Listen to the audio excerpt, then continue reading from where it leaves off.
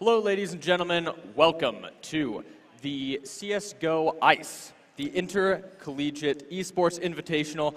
We just saw a banger of a game in League of Legends, at least, between U of U, the University of Utah, and BYU. What did you think of that one? Yeah, it was definitely looked like we were going to a game 3. Then Utah was able to bring it back in the mid-game, and they kind of snowballed there. And so congratulations to them for moving on. And so today we will be bringing you Neumont versus ASU right up in front. So the teams that we have that got here today got here through a 8-team online qualifier. 4 teams were able to make it through to the LAN finals, which we are now doing the semis of today. Yeah, and after that, we're going to be crowning a winner. Points are scored, as you can see, for each team's placement. That's going to be all of the different universities that we have here. They are going to be competing in a bunch of different events, and we've seen quite a few of them today. We still have some coming up, of course, and today we are going to have 2 of the semifinals in Counter-Strike. Yeah, of course, League of Legends, Super Smash Brothers, Counter-Strike, some of the games that are here at this event. And there will be a winner crowned for the college that wins the most points out of all of the tournaments we are going to bring to you. So I believe we should be getting a map veto coming up here shortly, and we'll let you know which maps this best of 3 is going to take place on. As you can see, we are first bringing you Arizona State and Neumont, and then after that we will be moving into the Weber State and University of Utah matches. It's going to be a late one, possibly, if we have overtime. If we see this series go to 3 maps, we could be here for quite some time. Yeah, and I'm expecting some great performances to be coming out of these teams here. Of course, they were able to make their way past a few different teams in the region, and we've seen a lot of these players in our local LAN events as well. We have some really talented young talent in these lineups, some just in their freshman years even. And so with that in mind, they still have a lot of progress to be made. Yeah, I've played on a server with a couple of the local Utah boys. Of course, I probably haven't crossed paths with too many of the out-of-state players. I'm super excited to see what kind of talent those lineups can bring forward for us today. I'm also excited to see young talent develop, and I think college is a perfect place to do that. If you're a gamer like us, you probably played a lot of games if you went to school. It's how get through the long hours of homework, you log on, hit a server afterwards, League of Legends, CSGO, doesn't even matter. Maybe you have a Switch in your dorm now, play some Smash with the friends, yeah. Yeah, and it's a great place, as you said, to foster all of this talent, and it's great to see a lot of these invitationals, a lot of these leagues coming up in the collegiate esports divisions. It's a great way. I love events like this because it inspires colleges to bring out teams from multiple events. The format is extremely interesting. I love that a champion is crowned just right after all of the events consecutively. Yeah. And you may not even know that you have a very good Smash player attending your school until you have to realize, oh, if we go to this event, we need to have somebody that plays Smash, put out the feelers, and you find somebody who might be a really great player. So I think it's very cool for developing talent, showcasing what players can do, getting people more involved in esports in general. So, yeah. So it'll be really good to get into the map vetoes here. Of course, we'll say it again, if you're just joining us, we have Neumont versus Arizona State here for our first up-and-coming map. It's going to be a best of 3. Yeah. So we're going to get a good array of maps here and obviously a good array of talent. What are you expecting here coming out of these collegiate teams? What level of Counter-Strike are we going to see here? Fairly good. I mean, I know that a lot of the players that are from Utah that I've seen, I know that they're on, they have higher ranks on ESEA. They definitely know how to pug. I'm going to be really interested to see how much teamwork they put in as a unit to be able to perform as a squad. And as far as the map vetoes we should see coming out from these teams, I'm sure that we're probably going to see Cache and Mirage. I would say those are the 2 most popular maps for pugs, and probably the 2 maps that teams will first start to try and hone when they start developing their abilities in CSGO. Definitely. One of the things to mention, we did have the new Panorama patch come out. We will not be playing with the Panorama right now. We will be, with the old maps. We don't get any of the new. No radars. Yeah, no new radars, so anything like that. You do love it when patch drops on tournament day. It's like, Classic. What do we do? What do we do? Quick, scramble. Okay, it looks like we do have map vetoes in here. So vetoed were Inferno, Nuke, Dust 2, and Mirage, leaving Overpass, Cache, and Train. Do we know what order these are played in? I think we'll probably move into Train first if Train I had first? to guess. So with that in mind, yeah, very interesting in a Train pick. That was probably the one that I was least expecting. Train is a very difficult map for teams that are newly formed, specifically on the CT side. One of the things that I am really interested to see, yeah, so Train will be the first map, actually. So one of the things I'm really interested in is this event. We got a little bit of insider information from some of the players. It was actually supposed to take place a couple months ago. So some of these teams have formed, a few months ago. They've had time to practice together. And so maybe that's why we're seeing some of these, more complex map picks. Yeah, I'm almost surprised that Nuke didn't, Sleeper Nuke pick didn't go through here. As, if you can not ban that, force the other team to ban it, maybe you can get a map that you wanted in the pool. Because I definitely think that nobody's going to expect you to play on Nuke. So, yeah, Train, we're definitely going to be looking for the AWP players on the server to show up and dominate. Train has so many long-distance engagements that happen on both bomb sites. It's really ideal for a scoped weapon as opposed to your rifles, your pistols.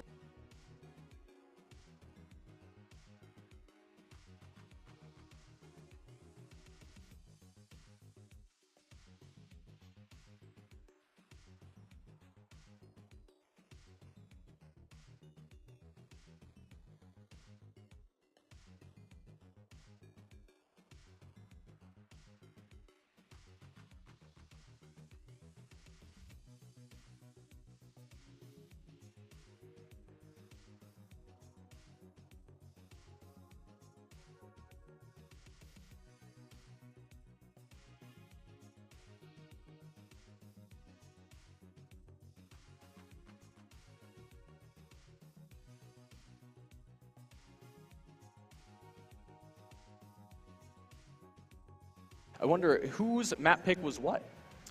Yeah, I mean, there's no way for us to really get that information at the current point in time, so we'll just have to leave it up to speculation. But I'm definitely, expecting Train to be a map that was worked on quite a lot. So, with that in mind, one of the other things that I really want to focus on with Train is the T-side executes. The B-side bomb site is so difficult, has a lot of choke points. Even if you're able to push in with that upper split, it's just very difficult calls to be made, very difficult timings overall. And so the T side is going to be very fragile for whoever is starting. All right, and we do have the server up in front of you. I believe this is pistol round going on now. Here we go. So we're going to see, oh, wait. Nope, not they're quite. Shooting each other. Okay, this might not be the actual pistol round, so we will be sorting that out very soon here. Yeah, it's very unlikely that we can see somebody pick up the dualies, in the first round pistols. That's something you almost never ever see. So we will be right with you back into the server shortly. Sure. Yeah. So we're. A little bit of technical difficulty here, but we have a little more time on our hands. Yeah. So what do you think about second map, Cache? Yeah. Okay. We'll get right into the second map here. We'll just kind of go over the map while we have the time, and perhaps in between games we'll talk more about the teams. So Cache is really kind of started to favor the T side, especially as of late. People are really starting to figure out how to make their way through the choke points. And the executes for the T side are really interesting on Cache because the CTs have to hold off and spend so much time, so much utility in order to get those rotations.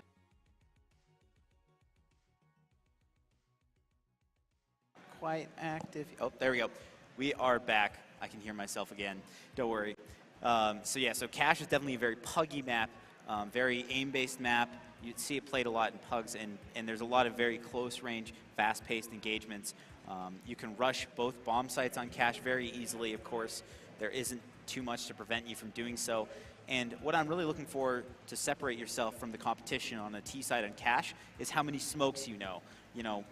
What kind of lineups do you know? Do you know a more advanced setup for A smokes? We've seen 2 smokes deployed toward the truck position on Cash before.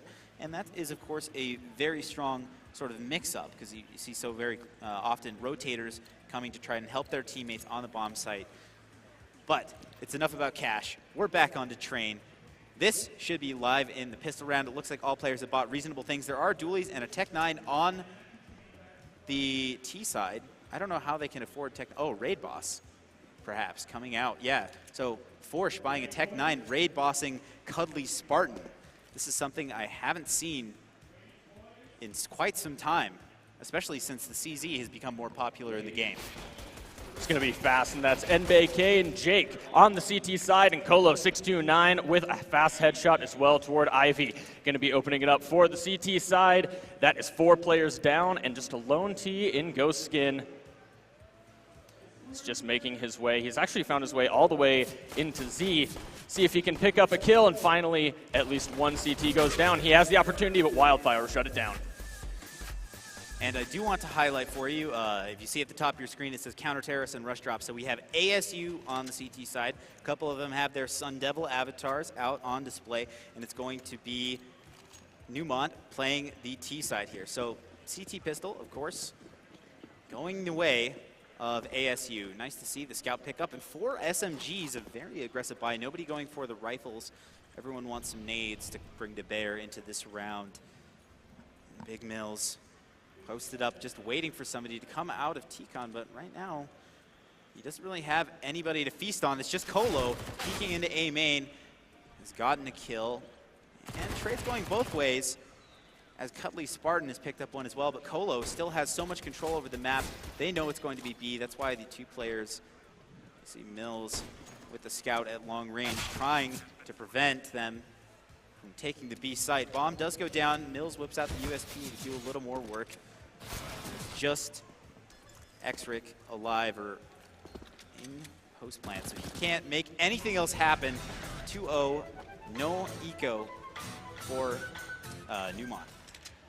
No eco will be found indeed. The T side is so difficult if you don't have the proper pistols to make it work. So the CT side picking up the secondary round, and they'll probably make it a third here as well. It's going to be Neumont just with the Glocks, a P250, only thing they have to work with. They do have a smoke and a flash, so see what they'll do there. Looks like it is going to go out in the 5-6 position, and out into Olaf goes the T side. They're going to try to trade out the CT players pushed in the back green here. Not going to be able to make it happen. NBK and Big Mills from behind. Ghost Skin, the only player able to trade one out, and the rest are shut down. We're going to move into the gun round. Yeah, not too surprising there. The SMGs absolutely destroy players that don't have armor. In this round, that's going to be a little bit different. The T's now have the rifles. They have armor. Those SMGs are going to be much less effective. That's why you see many players on, actually everybody except for Wildfire on the CT side, upgrading to a rifle or better. Indeed, we see an AUG coming out, another lesser seen gun in CSGO, of course, and an AWP on Colo. So love to see where exactly he is playing from on the map, probably around the A-bomb side if I had to guess. A little bit of a nade stack here, and Ivy, good play from them, and NBK's been taken down to about half HP as well. A little bit of an advantage for the T side, but not much. They're stacked up toward Ivy. Bit of a miss from Colo there. AWP actually getting legged, hits himself, and there it is. Colo shutting down the AWP on the CT side, but it's going to be a trade from Frosh. Yeah, and Frosh showing presence on the B site might cause the CTs to question what's going on. And I'm not sure if they can hear all the T's retreating through Ivy and rotating. So the CT defense, only 4 men left. It's going to be a little more spread out than it is at the beginning of the round. And it's going to be all 3 T's to come out of A main. They have a smoke down, and they're probably going to be able to get the bomb down as well. The CTs are playing it very passively. Colo has 1. Only 2 remaining. Colo has a second as well before he gets traded. And NBK coming in the back lines from Ivy to pick up Ghost Skin. It's going to be too much, too overwhelming for the T side. Now, the CTs have such a huge economic boost. You see Big Mills, he's moved all the way on to 8,800. And with the AUG as well. Full kits coming out, full utility spread means that ASU is fully in control of this one. Full control is right, and that's why you see Neumont preparing to rush B site. Basically pistols and armor for them, not too much else. It's going to be one smoke deployed to block off Jake's vision, but Big Mills is already on the flank. He has 2 with the AUG. One trade coming out in the form of Erksrick. But really, nothing is going to be able to be found by the boys of Neumont. Jake is going to shut it down with the AK. No health left for the T side. Surely it's going to get shut down here quickly, but only 8 HP, finally shut down by the CZ. And one more. Schmitzel dancing around, but finally the defuse is going to come in. A little bit closer for the CT side, or for the T side rather. Bomb going down, but not quite.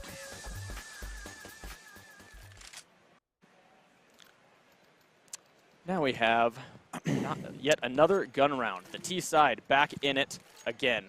AKs and AWP coming out on Frosh. And now double AWP now for the T side. An interesting strategy. Perhaps they'll play 4 picks this time. They've been moving in very quickly in these rounds. Executes at above 1 minute. Maybe they'll slow it down this time. Yeah, double AWP. They're probably looking to play a very slow round. There's no way that you can really aggress onto a bomb site with those, especially not since the CTs usually deploy so much utility towards the beginning of the round. So it's just going to be the AWPs waiting for the picks on all of these long angles that we mentioned before that happen on train. And it's slow from the CTs as well. Very passive positioning, except we do see one player, Big Mills, pushed up very far into Pop Dog. NBK has found it first towards Ivy, and Big Mills is able to back out, and he's going to have help from his team very soon. But Cuddly Spartan's gotten into a nice position here. As you can see, he's just waiting in Pop Dog, has that angle towards Ivy. If anybody peeks him, they're a goner. Jake burning Schmitzel alive. Man in a barbecue. I think that was over toward Ivy. Big Mills has found himself a defensive corner here. He's going to push in, finds the nade out. Spartan is shut down easily in Pop Dog. Now 2 Ts left alive. We've seen this story before. ASU completely dominating, the steamroller coming out. Erksik able to shut down Big Mills finally, but it's only going to be a little bit of a boon in a nightmare scenario. Just a little bit, and it's definitely not going to be enough, especially now with bomb going down. Only 20 seconds left, and it has fallen out into the middle of B site where it will not be recovered. So you see Eric, I'm not sure if I should pronounce that Eric or Erksrick. I think Eric's a little bit easier. Eric is going to be saving, maybe picking up an AWP, hoping to save that into the next round. Back up the ladder he goes for safety's sake. 6 rounds for the CTs now, and they are looking in dominating fashion. The economy is booming. T-side has been completely shut off onto their back foot. The T-side has indeed shut off, and I think we are good. Huzzah! Back on the mic live. Welcome back, everybody who was not able to hear us. If you are just rejoining us, we have ASU up 6-0 over Neumont. Neumont on the back foot on the UMPs and AWP as well to work with on Ghost Skin, and they're really switching that up. They haven't had a consistent player playing with it. He's trying to find picks all over the map. Fast for Frosh. He's going to get flashed off. 4 players spill out of Ivy. The CTs are desperately trying to defend, but some of them have smokes out. They have to be careful. Colo at a close angle is only able to get 1 before he goes down. NBK swinging around the corner. Gets 2 with the M4, and indeed swaps to the AK and gets 2 more. Nice play from him. So beautiful quad kill. Beautiful plays coming out so far in the form of ASU. They're looking so connected as a team. Neumont needs to pull out an answer soon. Otherwise, it will go completely in control for ASU. If they take an 8th round, we might be looking at a very, very quick map here. Quick indeed. Once again, I mean, the CT side of Train is heavily favored. But the one thing you have to wonder is what exactly will Neumont have prepared for the CT side of this map. Right now, looking like this might be ASU's. They seem very comfortable playing with the ops, but hold on. Big Mills, nice no scope. And NBK once more has a multi-kill with a rifle. And it's going to be not much else happening on the site. Just Eric left alone, and Big Mills is going to shut it down with big plays and a 3K. All of these players from ASU going huge on their individual weapons. We've seen 2Ks, we've seen 3Ks.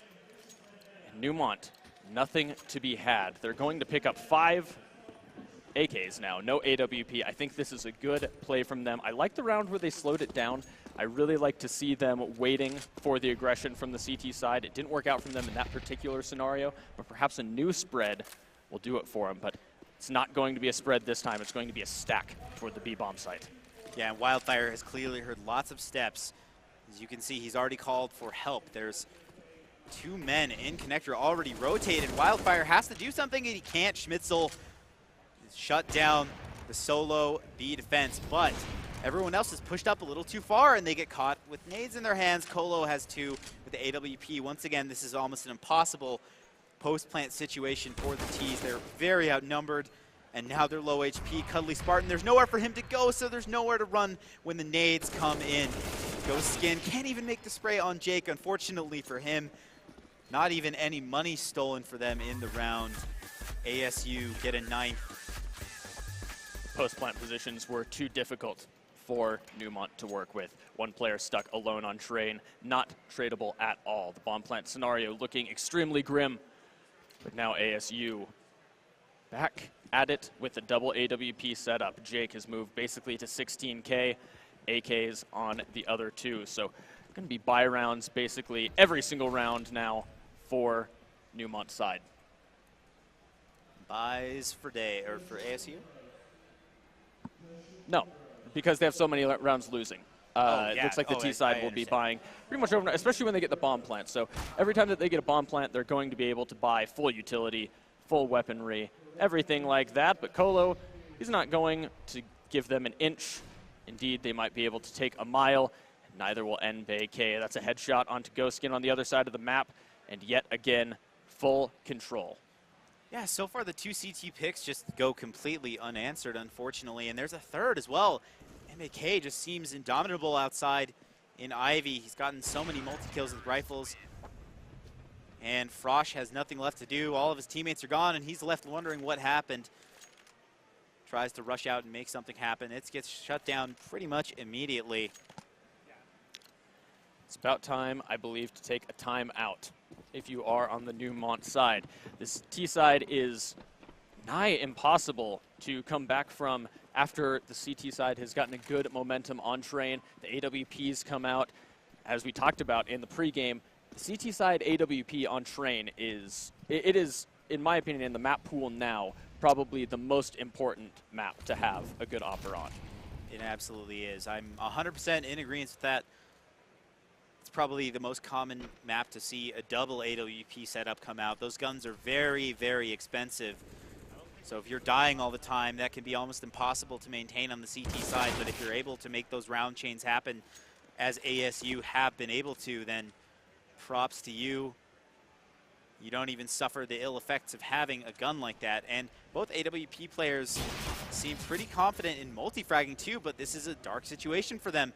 They do have a little bit of control, but they've been tagged down low. So low, in fact, that Eric, a stray bullet from the MP7 is good enough to take down Big Mills.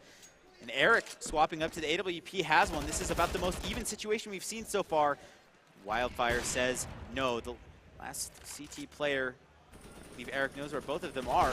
Unfortunately, he only gets the leg shot, so Wildfire is able to swing around and take him down. That's another defuse coming the way of ASU.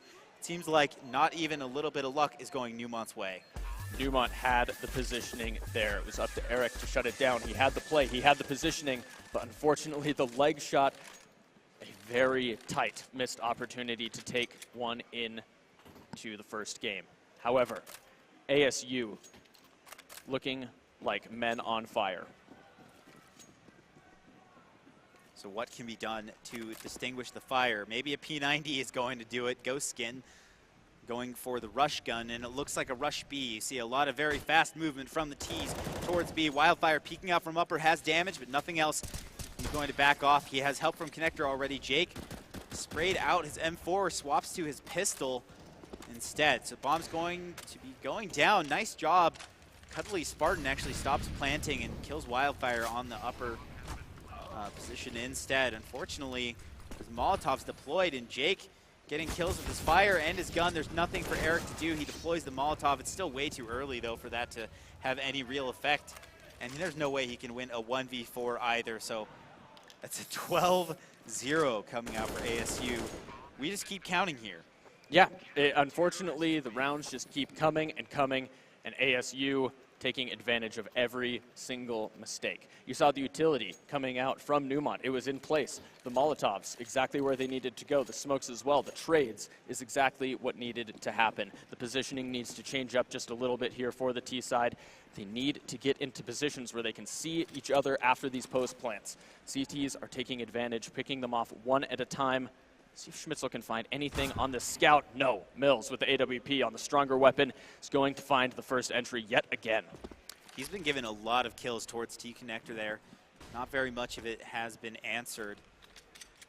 And the T's, I mean, what can they do to really make the trades? Big Mills is now close to A main. He doesn't even care. He's going to swing back and forth with the big green gun. His is black, but you know what I mean. So, it looks like another round going the way of ASU, unless Ghostskin and Eric can just go absolutely mental here. But I don't think so. ASU has so much information as well. 2 players pushing up through B, slowly closing in. They've killed the bomb, and nobody has even died. So Ghostskin gets knifed by Big Mills too. That's a little extra money in the bank. I don't even think he needs it at this point. It's 2 in a row for him. Big Mills is rolling in it, but it doesn't matter. Already at 16K and 16-3. My God, what a scoreline for him, but that's nothing compared to the 15-0 on Jake. That's just the disrespect knife coming in at that point. Yeah, the man, Jake, has not died. He might make it through the CT side completely unscathed, which is basically unheard of. And it looks like the T's are starting to get a little frustrated maybe because all 5 players just moving very quickly towards B. And they're going to be a little bit confused by the defense here. It's just Wildfire in upper. He has peeked out now. The T's know that he's there, but he has control of the bomb. The rest of the T's pushing up aggressively to try and punish the rotates, and they can't even manage to do that. It seems like everything that Neumont has been trying has just been absolutely shut down. Oh. Swing from Colo is going to bring it to a 14th in a row for the counter-terrorists. It looks like we might see the big blowout, the 16-0. It's going to have to be Neumont to shut down the Dream. They had the CT sweep. You know, ASU brought their brooms. I might have seen 1 or 2 witches flying in, perhaps. Maybe they have a little bit of black magic and voodoo on their side as well, as they just seem to make all the right decisions, all the right reads and rotates. Slow lurk now for the T side toward Ivy. A couple in Brown Halls as well. It's looking like they're going to want to execute a big B split, but Mills, he has this positioning behind them constantly. He's such a sneaky player, it doesn't even matter. Wildfire has shut down Ghostskin, pushing into the B site.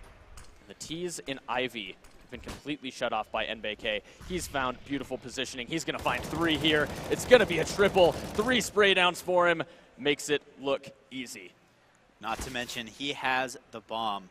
Schmitzel is now separated by an army of CTs, and there's nothing he can do to stop the CT sweep from happening. My lord, what is going on right now? 15-0. Neumont, I expected a little bit more from them. They were able to qualify here over other teams as well. And yeah, and you see just incredible stats coming out on the CTs. So they will only need 1 more round, of course, to close out map 1 here and take us to cash with a very commanding statement made about what's going to happen there. Pistol round will decide whether or not they make the dream happen. A 16-0 on LAN is always something phenomenal to achieve. It's going to be on the Glocks, though. You see Big Mills toward Ivy. Can he make the entry happen? No, he's going to back off. Bomb moving fast onto the B site. All the terrorists out together. That's a really nice grenade coming out, but unfortunately they need more than that, and Schmitzel has been found. Bomb was dropped a little bit wide of sight. Just going down now. CT is going to be very aware of what's happening, but they already have Big Mills in the back lines as well. Cuddly Spartan gets the first kill from his team, and it looks like it's falling apart for them. Just Eric left, and Big Mills has a third as well. You hear the let's goes behind us. The 16-0 hype is real. We're moving on to cash, and nary a whisper from Neumont. A very big feat achieved by ASU. A 16-0 to open it up here in the first round of ice. Yeah, just the absolute blowout. I mean, I hardly even know what to say. I mean, hopefully the Neumont guys, take a breather, reset yourselves. There's another map left. You still have a chance. It's not just a best of one. We're best of 3 here, baby. So, I mean, if they can mentally reset themselves and just forget it, it's in the past, maybe they have a chance going into a map like Cache instead of Train. Cache is going to be a significantly easier map on the T side in particular. I think they'll probably be starting on the CT side if I had to guess on that one.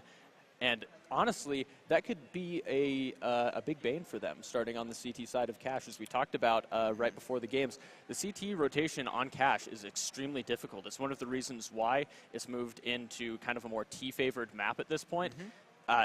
It's very difficult when you're having to play, the CT side rotating a good 15 seconds from the A site to the B site anyway. But we are going to move into a quick 5-minute break. So with that, we'll move right back into Cache. So join us then. See you guys soon.